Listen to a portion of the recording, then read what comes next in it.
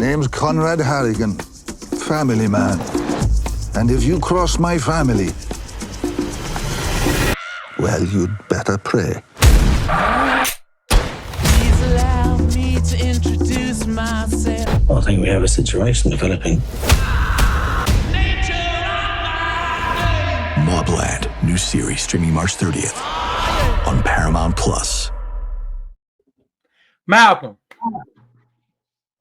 MobLand. Wow. Guy Ritchie. Right. This dude don't miss. Not on that British gangster stuff. Yeah, on the break, he's had a few misses, but when it comes to gangster shit, no misses I'm just whatsoever. talking gangster shit, bro. Just hey, he don't miss on that British gangster stuff. He rarely misses on the high society British stuff too, but that's for another day. Look, that's another story. Guys, welcome to the Crew Review. This is our very first week-to-week review. We're going to do this on the new Guy Ritchie series, MobLand, starring Helen Mirren, Pierce Brosnan, and the incomparable Tom Hardy. Brother, episode 1. Yo, hell of a cast, dude. Hell of a cast. Oh, that's just the top 3. We haven't even gotten to who all is in this thing. Whew, bruh. I mean, look, I am a British film and television series, what would you call it? Like not a guru, but a connoisseur. There you go. Great, yeah. And you've got so I like things like Downton Abbey. Yeah, right? Never watched. And Tom Hardy's wife in here is Anna. Yeah, okay. His wife is Anna from Downton Abbey, Joanne Froggatt, and it is so cool to see because in Downton Abbey, she's like the sweetest character. And I don't think she's gonna be so sweet in this. Yeah, I don't think so either. Dude. Dude, let's talk about. I don't think that character picks her if she was sweet. No, let's talk about his opening scene though, man.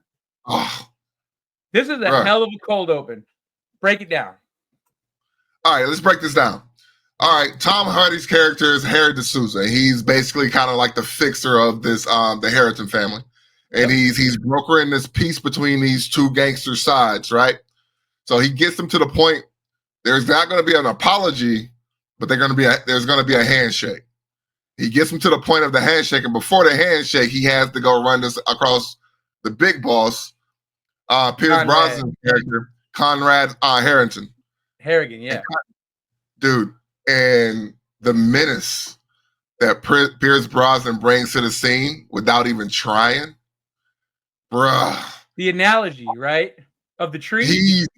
The analogy of a tree, the orchard where, oh my God, when he was talking about how the trees get so big they start to overlap. Yeah, they start to get mangled if they get too big, and it's like, and then the scene to follow. It was like we have us change the plans and they just lay them all out.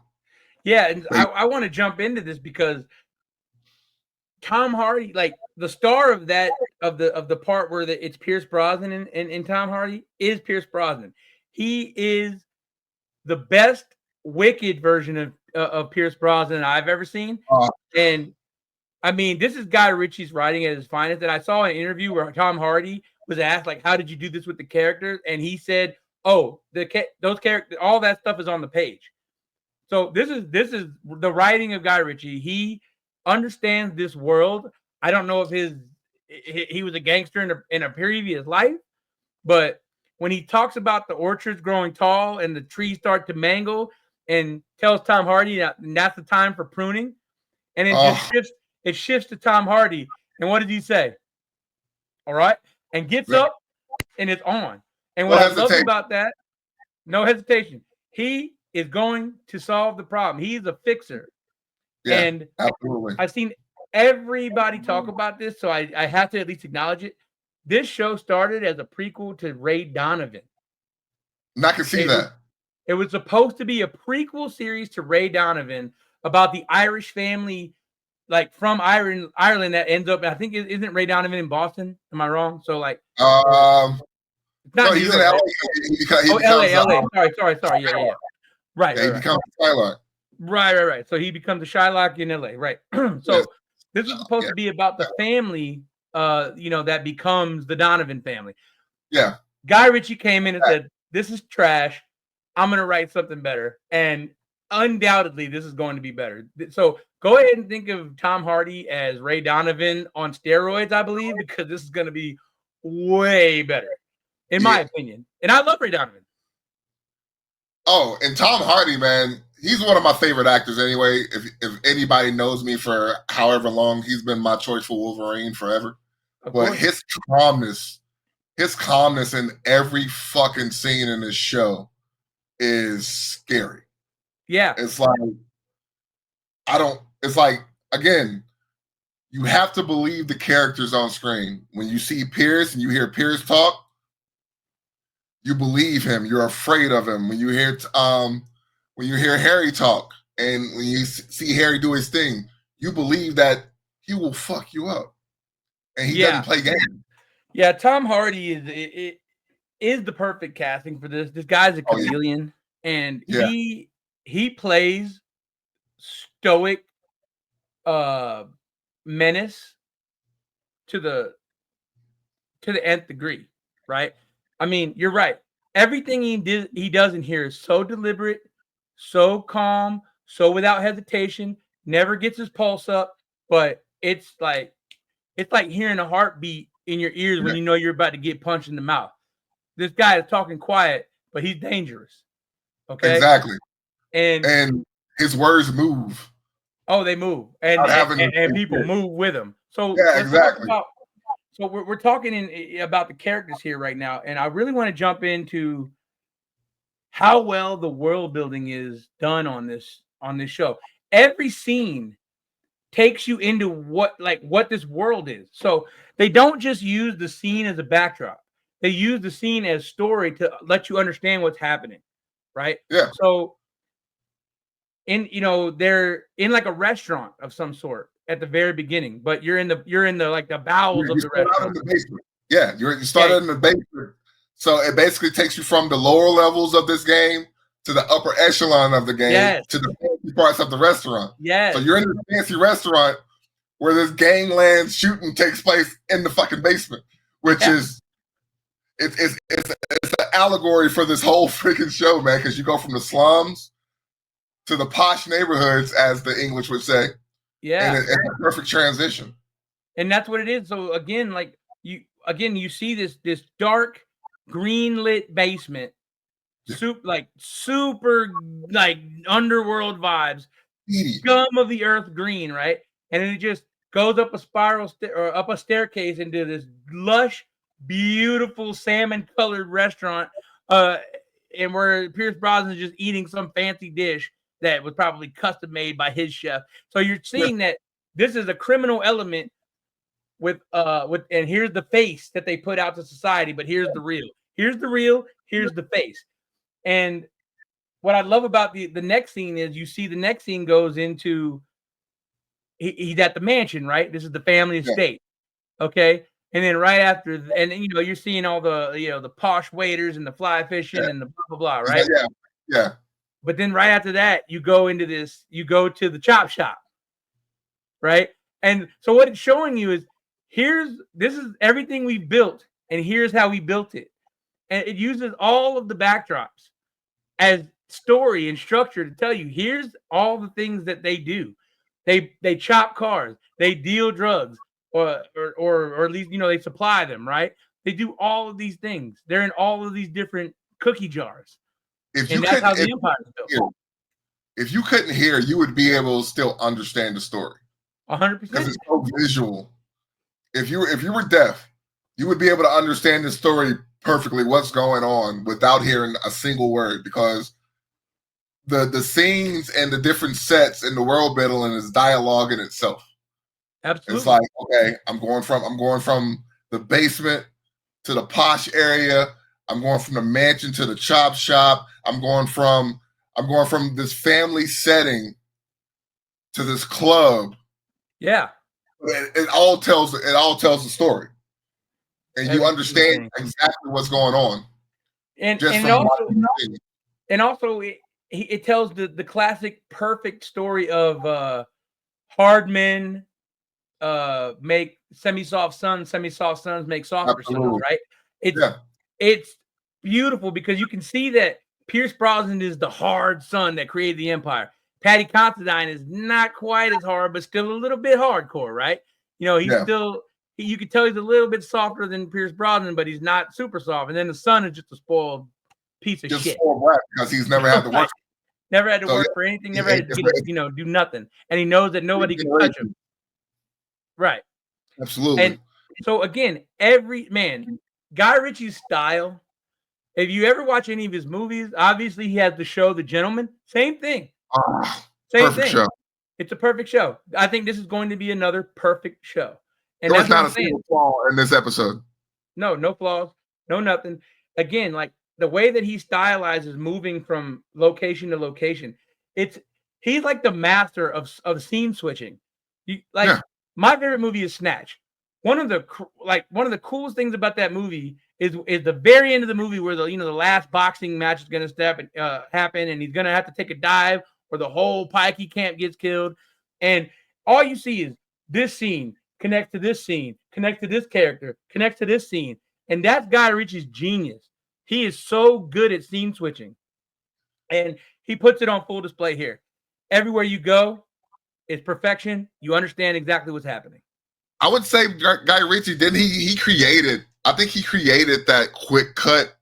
Oh, yeah. I was like, or perfected it if he didn't create it. But okay, if he didn't create it, he perfected it. It's like he's whoever David Naismith did, whatever David Naismith did, Guy Ritchie is the Michael Jordan of that shit. Oh, because he perfected it. Because everybody does it now. Because even like somebody like Edgar Wright, the director of Edgar Wright learned from him. Yeah. So those quick cut edits, man, but he didn't do much of that in this show just yet. But no. But I'm just talking about scene transition. Like I know, that's not just the quick stuff. Yeah. Not just the quick stuff. Just it's like his editing has always been top notch. Yeah.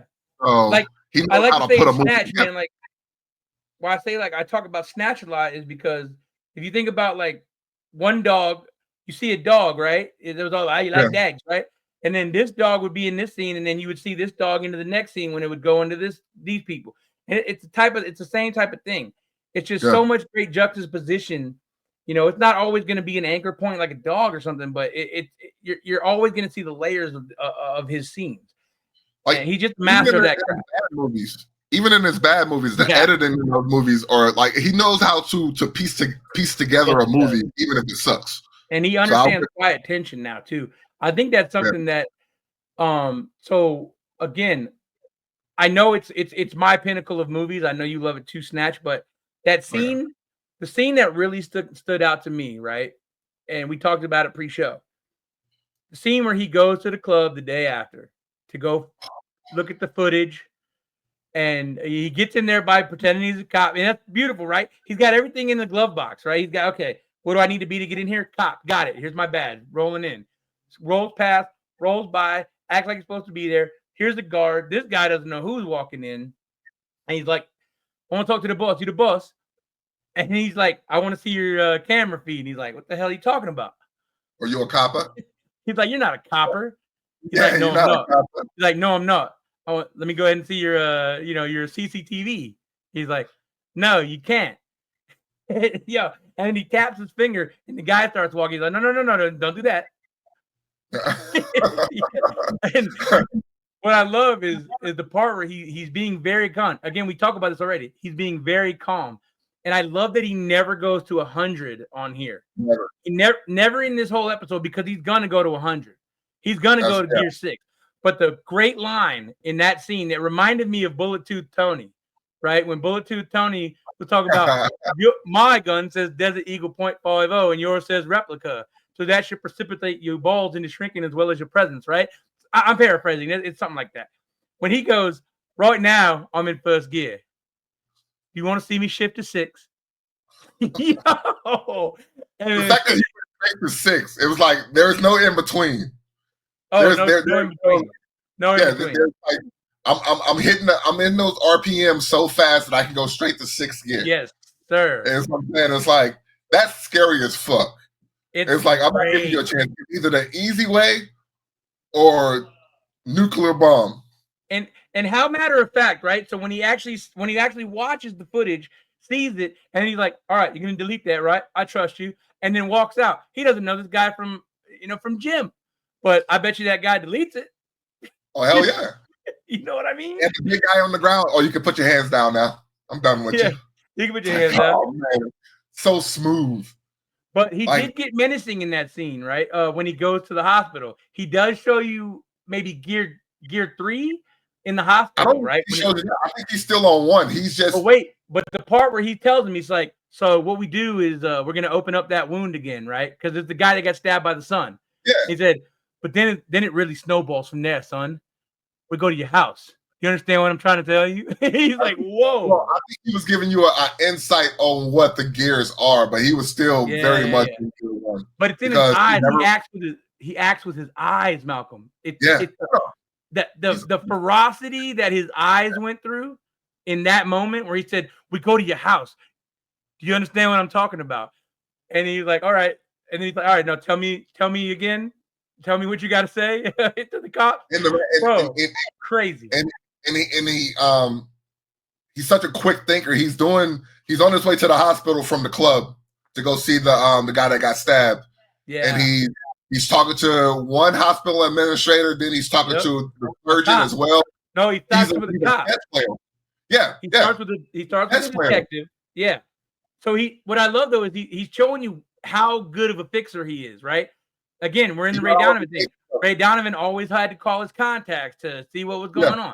So the first thing that Tom Hardy does, he calls the cop. "Hey, are there anybody going to interview this guy?" "Yeah." "All right, cool. Yeah, hospital administrator, you got a contact in there." Boom. He's hooked up with a nurse. Nurse shows him where it is. He's in there before the cops. Crazy stuff. Really awesome. All that, all while he's doing that. Like I said, he's my favorite characters in any kind of medium or the strategists and the chess players. This is why Batman is one of my favorite characters. Thrawn is one of my favorite characters. It's like if you are, and the way he moves it's like he's the most ruthless chess player on the fucking planet. Of course. That's why like this character he might as well be Magnus, man, because the way he plays is chef kiss of menace, smarts, and a lot of charm. Like right after that scene, he goes home. And he's having a charming conversation with his wife and his kid. Very charming. And very, very charming. It's like his kid gets him to apologize for something that he didn't know he was going to be apologizing for, and he plays that role perfectly. And think about that. The fact that he has to have a great relationship with that daughter for her to be trying to bail him out in that moment, right? So right there it tells you great father somehow, even though he's super busy murking everybody. Great father. The wife is telling him like, "Yo, I'm tired of having these fights. We're having problems." And after he takes a very important call about another thing he's got to go fix, all right, set us up a session of therapy. Let's go. Yeah. Great husband. Right? Set up a session. That's what they call it, right? A session. Yeah. Like, he's using all the perfect buzzwords. And she gets he was like, when I say I'm going to do something, I'm going to do it. So, of course, that sets up something to where she's going to make an appointment and he's going to be racing against the clock. But I don't think he's going to. I think once she tells him to do something, her word is like, "Oh yeah, he's going to put everything to the side for her." Yeah, I think that his family does come first. I think ultimately his family's going to end up coming first. I don't want to project. I want to react as we go, but I do think that shows. I think he is putting his family first in the most extreme circumstances. I think that's what's going to end up happening, but I don't want to project that. What I do want to say though is that, like I said, his wife Joanne Froggatt. So obviously I know her from Downton Abbey as Anna, really sweet. Man, she gets to play this sassy. I think there's going to be some kind of cunning to her. She's pretty interesting so far from the limited thing that we've seen of her. And you think she's because when we get first introduced to her, she's in therapy and she sees this chick that she ends up having coffee and then possibly wine with. Yeah. You think that's going to become? What do you think that's going to go? I should ask.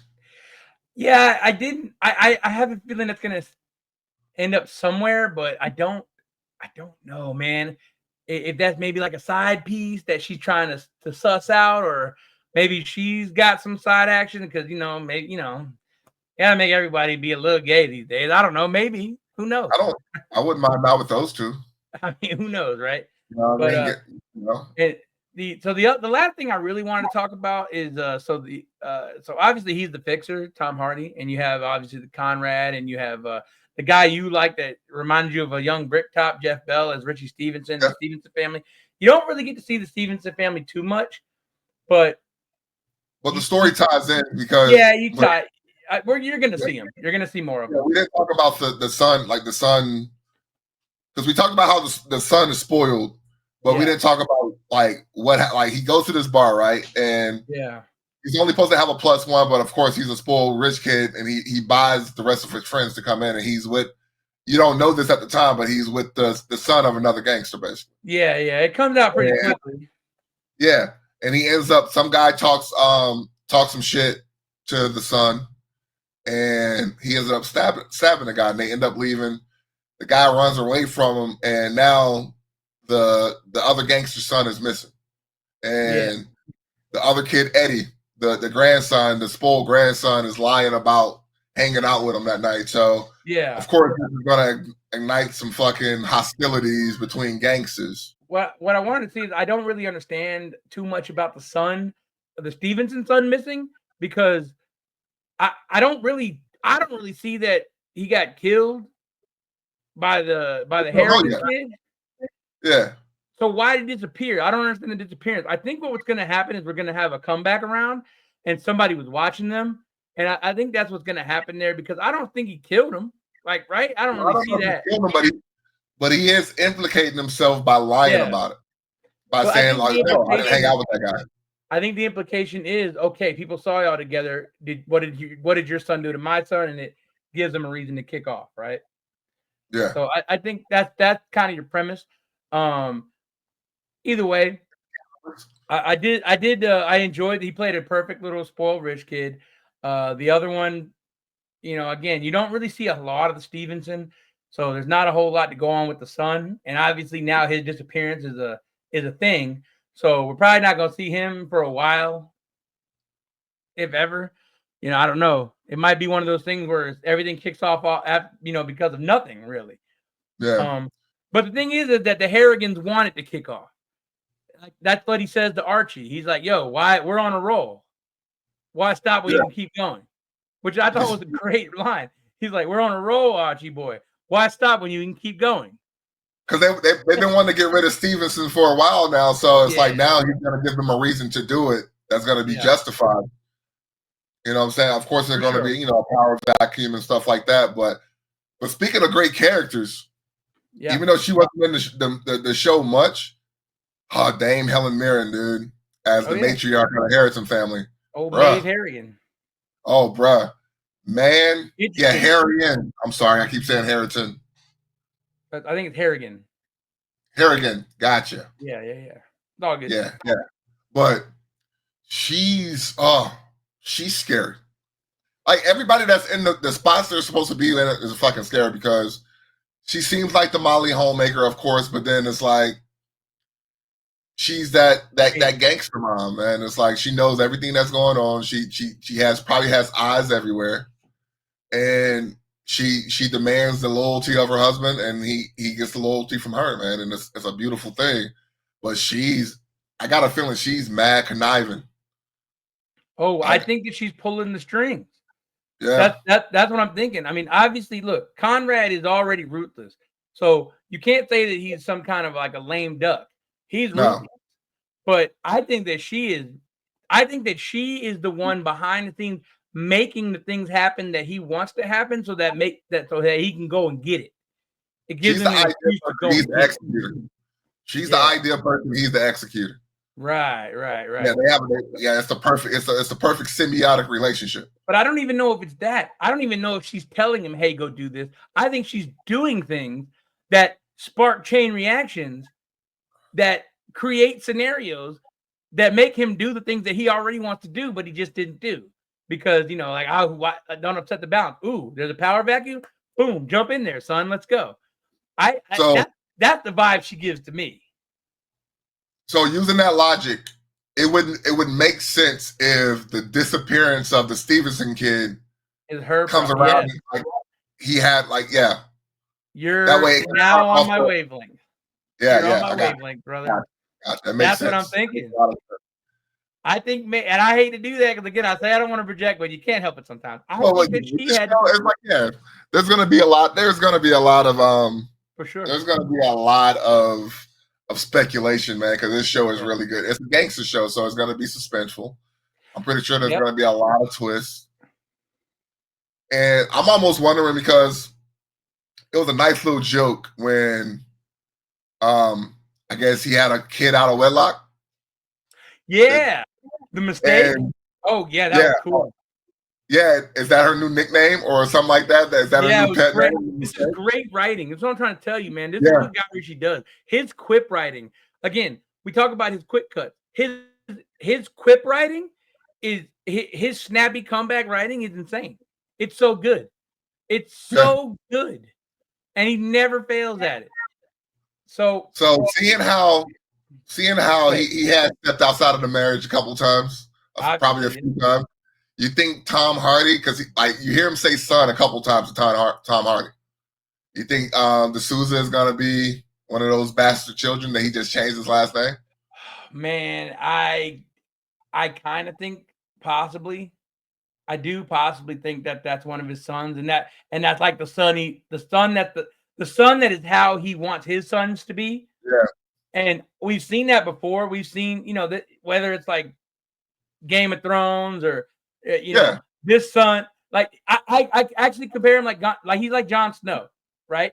He's like Jon Snow from Game of Thrones. That's the son that everybody acknowledges in the end as the true son, even though he wasn't the son really. I mean, obviously we don't have to get into that lore, but that's what I'm thinking. I think you might be onto something. It could be a stretch. It might not be. But yeah, he could be one of the bastard sons. It's Conrad.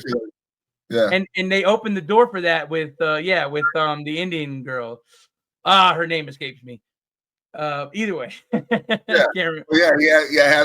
Has all these little kids, and then when that quip, man, it's like the big mistake is that her nickname now? Yeah, but don't you love the dynamic though? Don't you love the straightforward dynamic of when I wish I could remember the character name, the Indian girl. So the two sons kiss, they get a kiss and a hug from Helen Mirren, and she just walks by because she knows she's not loved and she don't give a shit about her. So she walks on by and sits on the couch. All of that matters when you're looking at a scene.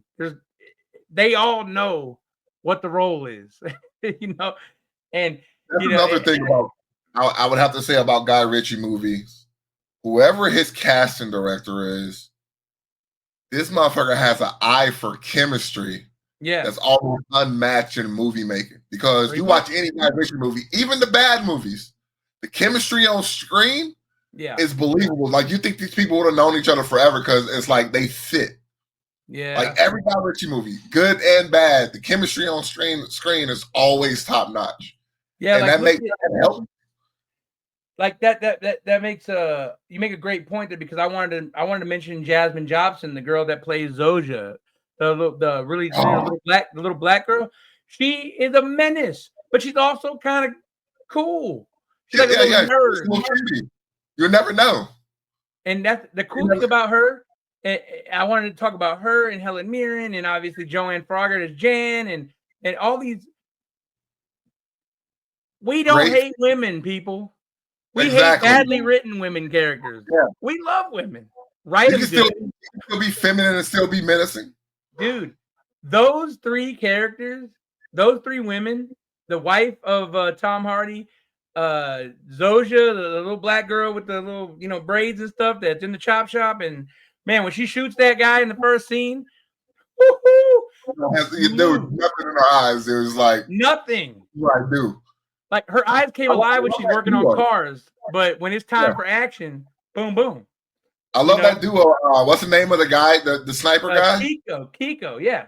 Yeah, dude. Kiko and I can't wait to see what they do with those two, man. Oh my god, I think it's gonna be great. Some of my favorites. And I loved it, man. And they're like drop everything kind of do. Like he calls Kiko's wife and say, "Yo, put Kiko on the phone. Hey, Zoja's coming to pick you up in 5. Be ready. Yeah. Bring a couple of things from the shed. Boom. And they're there. They have their own lingo, brother. And going back to the world building, that's the beautiful thing is because you go from there, you go from this family atmosphere. This guy playing with his kids, he leaves, he goes to a secret warehouse where he grabs a couple of weapons. And then you go to this cool ass boxing gym that acts kind of like the Continental. It's a neutral spot to where you put in 50 grand to talk to your enemy or whatnot. If you do anything, you lose that 50 grand. And it's like, and it has old boy Tommy Flanagan. Tommy Flanagan. He played Moody. Oh, you talking about what he played in like Sons of Anarchy? I don't know, man. Yeah. He's the Irish dude with the scar, bro. Like that's all you gotta know. Yeah. He's in a lot of stuff. And I didn't even recognize him. I didn't even recognize the guy. Yeah, that's him. That was Tommy Flanagan. He has long hair. He's actually wearing a hat that has short hair. It's usually he looks the same in every movie and show except this. Yeah. Oh no, it's him though. It was Tommy Flanagan. And again, casting director. You say who could possibly play the mediator between two gangster families better than Tommy Flanagan? Yeah. I believe Tommy Flanagan will not only take your money that you put up, but he might smoke you. Yeah. If you notice, this is why it's like, okay, the only person that really turned up was Stevenson. He's the only one that got like really emotional. Everybody else stayed on one. He's the only one that raised his voice, and basically, with the exception of when after Conrad kills his best friend. Yeah. And Helen Mirren touches him. He's like, "Don't touch me, woman." And that's the first time you really see emotions. Yeah. The only time you see emotions. So family is like. I think Conrad is like he's a bubble waiting to burst. As you saw, like when the Turkish guy was like 30 years of eating Turkish delight, and then he like, crushes his windpipe to kill him. He's like, he's a bubble waiting to burst, man. Yeah. And I think that him having to off his best friend of life, like for life, because of a betrayal. I think that snapped him a little bit right there, and I think that's going to cause a little bit of a wave. And but man, look, bottom line, brother, I can't wait for next show is great from the jump. I have full faith in Guy Ritchie when it comes to this world. So watch this show, guys. Please watch this show. Make it big. Make it like The Gentleman, where we know we're going to get season 2. Season 2 of The Gentleman coming soon, by the way. And Guy Ritchie, like The Gentleman, Guy Ritchie directed, I want to say, the first 3 episodes to really kick that off. I think he's going to do the same thing in this. He wrote the whole show. He obviously produces the show, and he directed the first episode, and I think he's going to direct at least 3 of them, at least. And then you're going to get other directors. It's on Paramount Plus, and I put this up against anything by Taylor Sheridan. And me personally, I think Taylor Sheridan either found the Dragon Balls or he sold his soul to the fucking devil, because that dude don't miss when he writes. So that's true. I think the only thing he's missed on, the only thing that Taylor Sheridan's missed on is I guess the ending of Yellowstone, because of the Kevin Costner thing. A lot of people hate that. He put his ego on top for that. He's been getting a little egotistical, but it's fine. Taylor Sheridan doesn't miss when it comes to shows as a whole. No. As a whole, all of his shows are good. Every single one. And Guy Ritchie right now, 2 for 2 on shows. And we haven't even seen the whole thing yet. 9 more episodes to come. Brother, I think this is going to be a banger, and I need multiple seasons. Crawfish and MobLand are my Sundays now. Yeah, there you go. Crawfish and MobLand. Crawfish and MobLand. So, yeah. Well, guys, we appreciate every single minute you guys spend with us. We hope that you like hearing a bunch of dummies just talk about awesome stuff, man, because that's us. This is the crew. This was the review of MobLand Episode 1, Stick or Twist. Appreciate y'all watching. Latest.